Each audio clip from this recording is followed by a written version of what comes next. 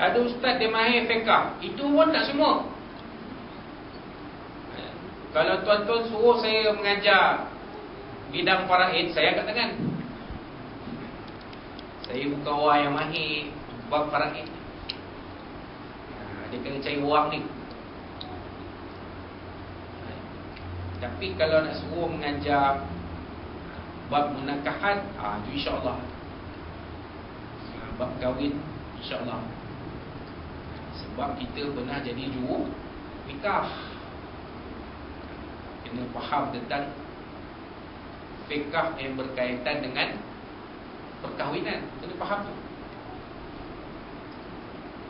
Ada ustaz-ustaz yang mahir tentang fiqh muamalat, tentang jual beli, tentang hal-hal berkaitan dengan keuangan.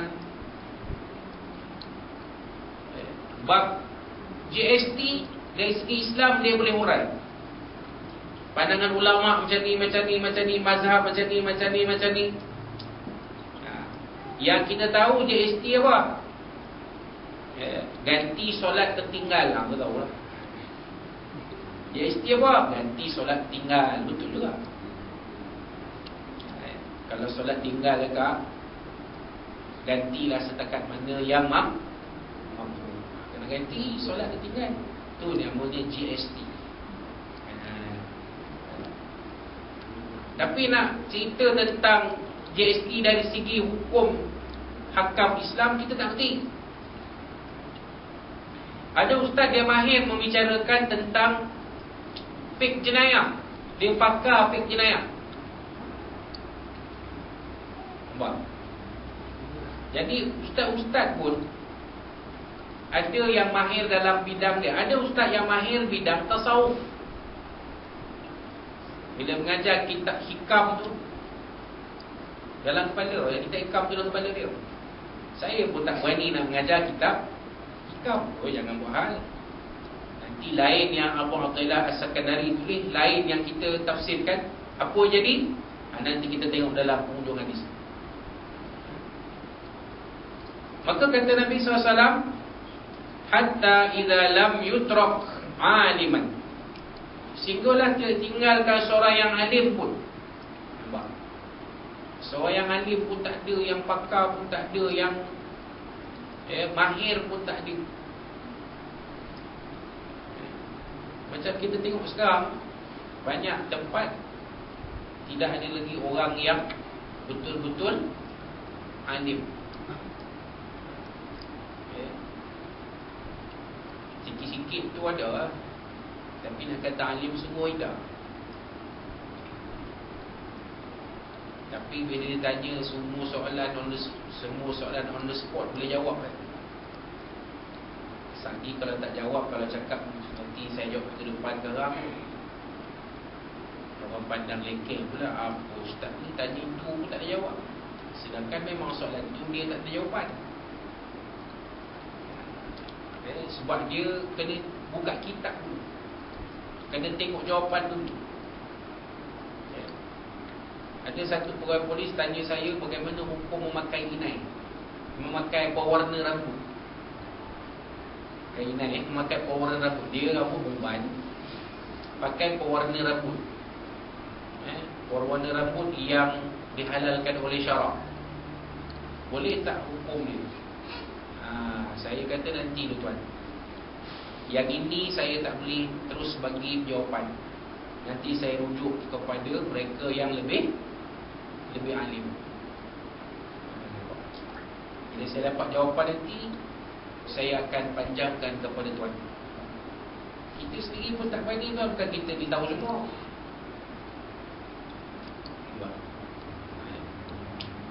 Tapi ada ustaz-ustaz kalau kita tengok dalam TV ke dalam radio ke, on the spot tanya dia boleh jawab.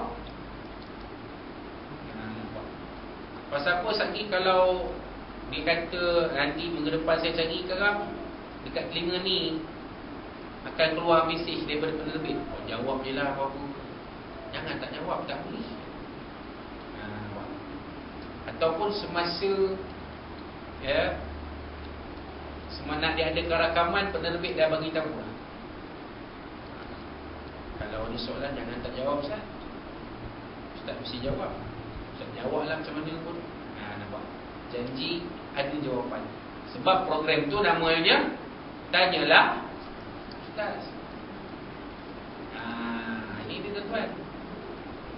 Baik itu kita pernah mencadangkan supaya kepada pihak media ni, kalau nak jemput Ustaz, tanyalah Ustaz. Dia mesti seorang yang pakar.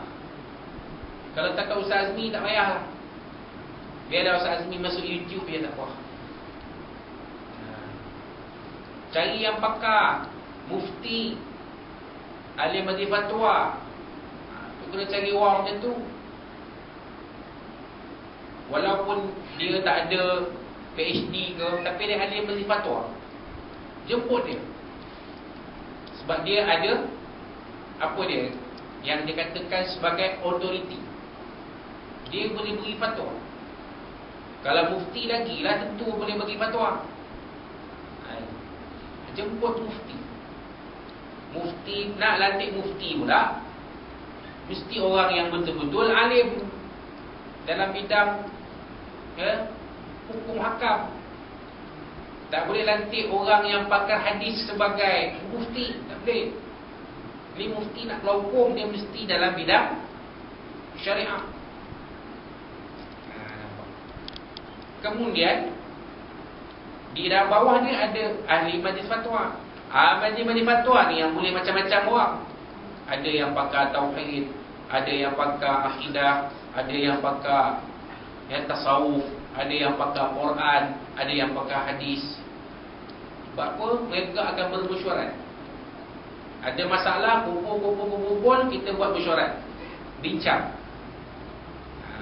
Apa hukum ni begini, apa hukum begini, apa hukum begini. Masalah-masalah yang tidak ada jawapannya dalam kitab agama. Masalah-masalah baru. Contoh masalah-masalah baru, contoh macam pendermaan organ. Itu masalah baru, zaman Nabi tak ada. Zaman kita ni baru ada. Apa hukum dia? Tak ada lagi kitab. Maka ahli-ahli fatwa ini akan bermesyuarat dan membincangkan isu itu untuk mendapat satu keputusan.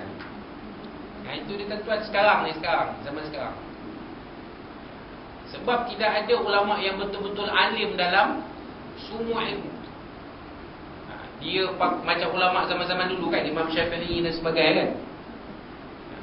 Dia alim bidang Quran, dia alim bidang hadis, dia alim fiqh.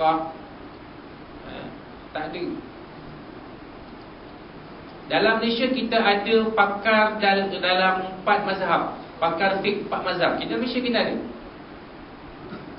Dr. Abdul Aziz Hanafi namanya. Tapi dia pakar fiqh, dia tak pakar dalam akidah, dia tak pakar dalam tasawuf. Dalam ilmu tasawuf kita ada pakar. Kalau tarikat Ahmadiyah kita ada Datuk Syekh Murtada dan Syekh Faiz. Itu Ahmadiyah. Kalau Nasyabandi kita ada Dr. Jahid Siddiq. Ini pakar dalam ilmu tasawuf. Tapi dia tak pakar dalam bidang fiqh. Dia pun kalau orang tanya soalan fiqh, dia pun kena rujuk kepada pakar dalam bidang fiqh. Nampak? Ini tuan. Jadi tak ada dah ulama yang alim dalam semua ilmu di Malaysia ni lah, dalam konteks Malaysia. Jadi bila jadi begitu, kata Nabi SAW, ittaqadan nasu ru'usan juhal, maka manusia akan mengambil orang yang jahil sebagai pemimpin. Ini yang berlaku tuan-tuan. Dah tak ada siapa, tangkap muat lah Ustaz Azmi lah. Dia yang paling alim, tangkap dia. Dia roti tu, takkan tak roti ustaz, takkan tak roti tak pandai, takkan tak tahu hal agama. Dia orang ajar, takkan dia tak roti kan? Kalau tak reti sio lah ngaji agama bertahun, tak reti satu apa pun. Takkan tak boleh, takkan dia tak reti bab tauhid ke fiqh ke tasawuf ke, takkan dia tak reti. Dia mengajar belajar. Bertahun-tahun dia belajar, kan dia tak reti. Tapi kita pun bukan dia alim semua. Tangkap je lah Salmi tu. Daripada tak ada, baik cakap dia. Contohnya, bukan saya kata saya ni jahil tidak. Manusia akan jadi macam tu satu masa. Maka manusia akan mengambil orang-orang yang jahil sebagai pemimpin mereka dalam urusan agama.